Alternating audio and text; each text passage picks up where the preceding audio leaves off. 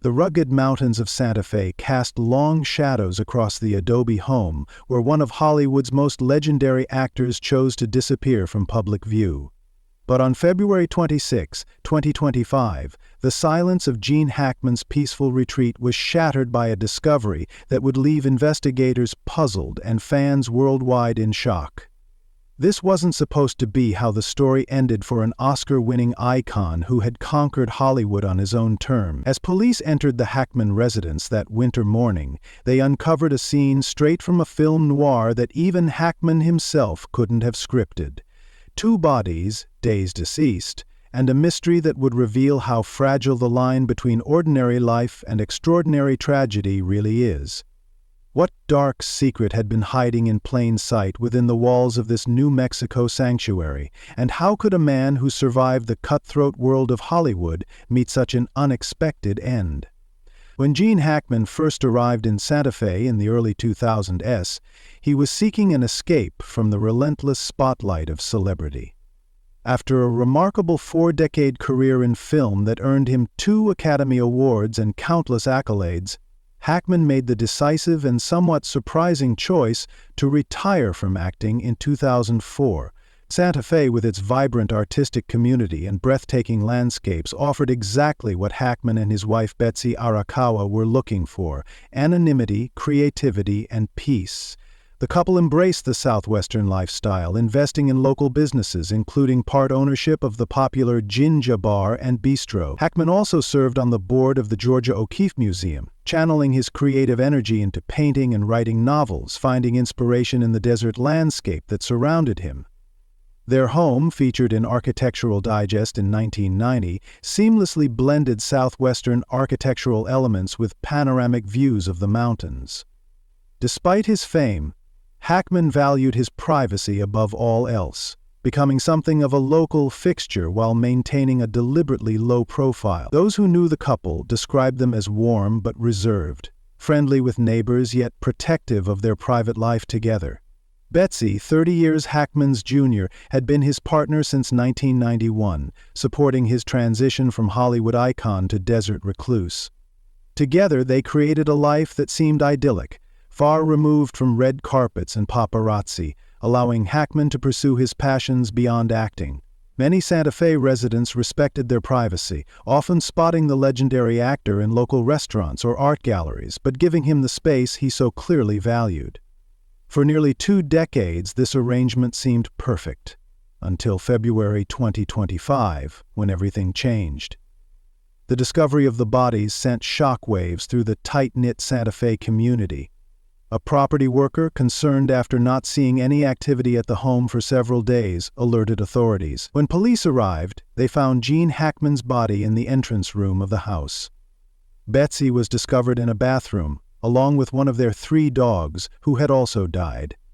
The other 2 dogs were found alive but distressed.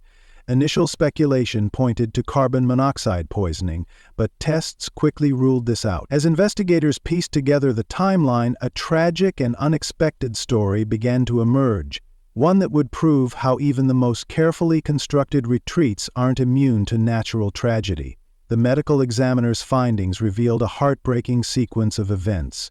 Betsy, only 65, had died from hantavirus pulmonary syndrome, a rare but deadly disease transmitted through contact with infected rodent droppings. She was last seen alive on February 11, and authorities believe she passed away shortly afterward. Gene, suffering from advanced Alzheimer's disease that few outside his immediate circle knew about, likely remained unaware of his wife's death. His pacemaker indicated an abnormal heart rhythm on February 18, suggesting he died approximately a week after his wife. At 95 years old, with heart disease complicating his condition, Hackman had been increasingly dependent on Betsy's care. When she succumbed to the hantavirus, there was no one to assist him or raise an alarm. The bodies showed signs of decomposition, indicating they had been deceased for several days before being found.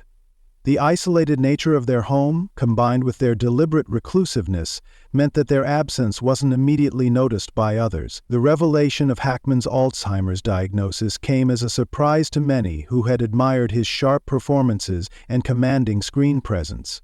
This brilliant actor, known for his intensity and intelligence in films like The French Connection and Unforgiven, had been silently battling cognitive decline. Perhaps his decision to retire and retreat to Santa Fe had been partly motivated by early symptoms of the disease, allowing him to leave Hollywood on his own terms rather than have his condition become public knowledge. In his final years, the man who had portrayed some of cinema's most unforgettable characters was slowly losing his own memories, cared for devotedly by Betsy in their secluded home. Gene Hackman's journey to stardom had been anything but conventional. Born in 1930 in San Bernardino, California, Hackman's early life was marked by hardship after his father abandoned the family when Gene was just 13. He joined the Marines at 16, lying about his age to enlist. After military service, Hackman studied journalism and television production before turning to acting. His breakthrough came relatively late. He was nearly 40 when he received his first Oscar nomination for Bonnie and Clyde in 1967. But it was his portrayal of the gritty, determined detective Popeye Doyle in 1971's The French Connection that cemented his place in Hollywood history, earning him his first Academy Award.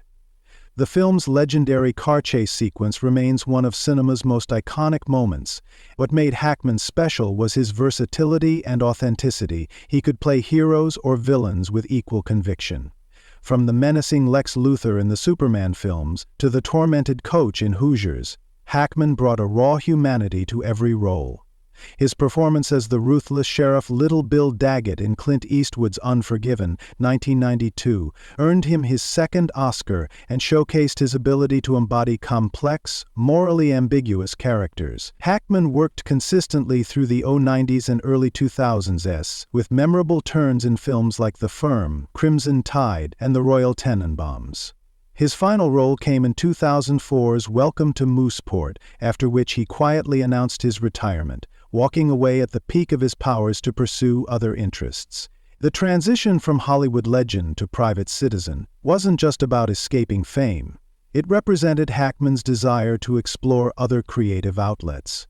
He became an accomplished painter and co-authored several novels, including the historical fiction works Wake of the Perdido Star and Justice for None. Hackman found in writing the same outlet for storytelling that acting had once provided, but with the privacy he now cherished. Santa Fe's artistic community welcomed him not as a celebrity but as a fellow creator.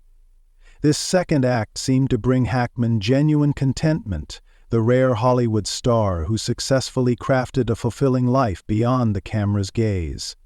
The deaths of Gene and Betsy Hackman shocked their community and fans worldwide. As news spread, tributes poured in from colleagues and admirers. Clint Eastwood called Hackman one of the finest actors to ever grace the screen, while Morgan Freeman described him as a giant of the craft who never sought the spotlight off-screen. The Santa Fe community mourned the loss of two residents who, while private, had been generous contributors to local causes. Their tragic end also raised awareness about hantavirus, a disease that remains relatively rare but poses real risks in the Southwest, where rodents carrying the virus are common. The circumstances surrounding their deaths raised questions about isolation and vulnerability, particularly among elderly residents in remote areas. Gene and Betsy had valued their privacy, but that same seclusion may have contributed to the delayed discovery of their passing.